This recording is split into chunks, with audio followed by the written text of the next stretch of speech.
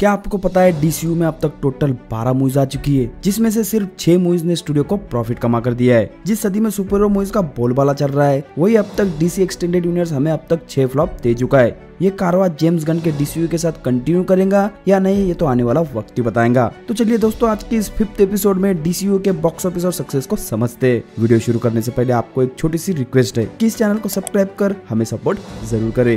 DCU की शुरुआत हुई थी मैन ऑफ स्टील के साथ, जो एक डिसेंट बॉक्स ऑफिस हिट साबित हुई थी। इस मूवी को $200 मिलियन के बजट के साथ बनाया गया था और मूवी का वर्ल्ड कलेक्शन $668 मिलियन रहा था। वार्नर ब्रदर्स के लिए मैन ऑफ स्टील एक प्रॉफिटेबल वेंचर साबित हुई और यही से डीसी एक्सटेंडेड यूनिवर्स की नींव रखी गई। उस वक्त मार्वल ने अपने सिनेमैटिक यूनिवर्स के साथ तहलका मचा दिया था और फिर होना क्या था, डीसी ने भी पैसों के पीछे भागते हुए अपना सिनेमैटिक यूनिवर्स अनाउंस कर दिया। इस सिनेमैटिक यूनिवर्स में कई सारी मूवीज अनाउंस की गई और इसे चलाने की जिम्मेदारी दी गई जैक स्नाइडर को। मार्वल की एवेंजर्स ने तगड़ा कलेक्शन कर सबकी नींद उड़ा दी थी। और आपको एक बात जानकर हैरानी होगी कि ये मार्वल की सबसे फेमस कॉमिक बुक टीम है भी नहीं। डीसी के पास जस्टिस लीग थी, जो मार्वल के एवेंजर्स से हजारों गुना फेमस थी। और इसी के साथ वार्नर ब्रदर्स निकल पड़ा पैसे की खदान को ढूंढने के लिए, जिसके बाद Batman versus Superman Dawn of Justice बनाई गई। मूवी ने बॉक्स ऑफिस पर सबके परखच्चे उड़ा दिए। कॉमिक बुक हिस्ट्री के 2 फेमस किरदारों को आप साथ में लाओगे, ये तो होना ही था। डॉन ऑफ जस्टिस का वर्ल्ड वाइड कलेक्शन रहा था $873 मिलियन, पर बैटमैन और सुपरमैन की मूवी के लिए थोड़ा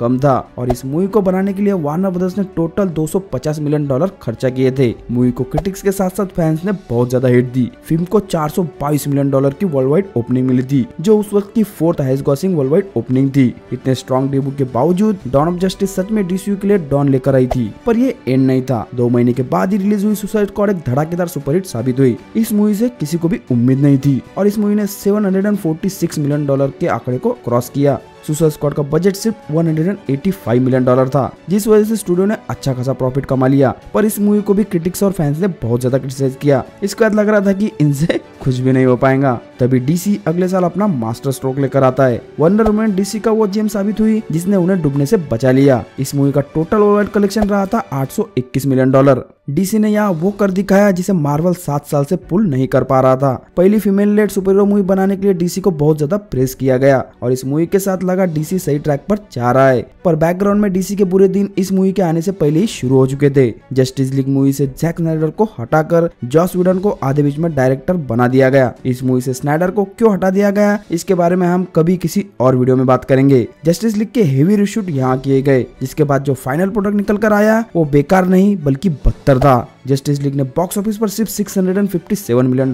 कमाए। अब ये कलेक्शन इतना भी खराब नहीं, पर आपको ध्यान में रखना चाहिए कि मार्वल की सेकेंडरी टीम एवेंजर्स ने इससे डबल कमाई कर दिखाई थी। मूवी को $350 मिलियन के बजट पर बनाया गया था और ये डीसी की पहली सुपर फ्लॉप मूवी साबित हुई थी। जैक स्नाइडर ने डीसीयू को लेकर विजन देखा था जिस पर वो काम कर रहे थे। वंडर वुमन को देखने के बाद क्लियर हो गया था कि जैक स्नाइडर ने कभी भी डीसी को डुबाया नहीं। उनके विजन की वजह से डीसी अब तक जिंदा था। डीसी के छाती में खंजर घुसा वार्नर ब्रदर्स के एग्जीक्यूटिव्स ने, जो स्नाइडर के विजन को समझ नहीं पाए। और इसी के बाद जैक स्नाइडर के जस्टिस लीग के कट को लेकर आवाजें उठने लगी, ट्विटर ट्रेंड चलने लगे। डीसीयू की नैया ऑलमोस्ट डूब चुकी थी। तभी एंट्री होती है जेसन मोमोआ के एक्वामैन की, जो डीसीयू की पहली मूवी थी जिसने 1 बिलियन के कोवेटेड क्लब को ज्वाइन किया। $1.1 बिलियन के कलेक्शन के साथ ये डीसीयू की सबसे बड़ी हिट साबित हुई। पर एक्वामैन के आने तक डीसीयू बहुत बुरा डूब चुका था और इस समंदर से खुद एक्वामैन भी उन्हें बाहर नहीं निकाल पाया। इसके बाद जो भी मूवीज आई वो कुछ खास इंपैक्ट डाल नहीं पाई। शज़ाम एक डिसेंट हिट साबित हुई थी, बर्ड्स ऑफ प्रे एक एवरेज अफेयर थी और कोरोना के वक्त जो भी मूवी आई थी उन्हें ना हम हिट बोल सकते ना ही फ्लॉप। ब्लैक एडम के साथ डीसीयू को ड्वेन जॉनसन के जरिए फिर से जिंदा करने की कोशिश की गई, पर यह कोशिश भी नाकामयाब साबित हुई।